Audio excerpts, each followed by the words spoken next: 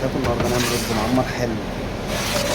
150 جرام زبدة، 50 جرام قشطة، شوية لبن محلي بالعسل، ويمشي بالسكر، بس الأفضل العسل لأن العسل بيوديه في حتة تانية. والطاجن بتاعنا الجميل.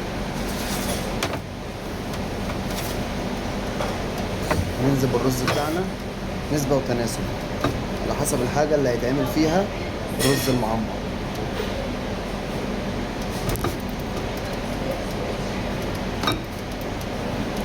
ماشي.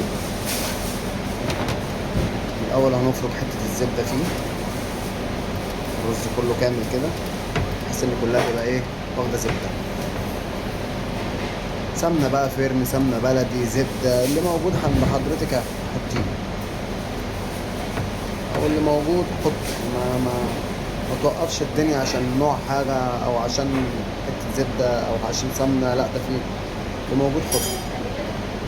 تمام. هننزل بقى بالحليب المحلي،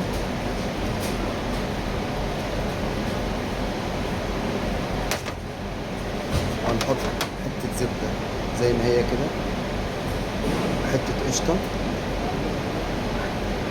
زي ما هي كده على الوش، وهندخله الفرن على درجة حرارة 175. وده الفيديو بتاع الرز معمر الحلو بعد ما خلص. بص الحلاوة، بص شكله عامل ازاي. حاجة والله يا جماعة ممتعة، وبألف هنا وشفا.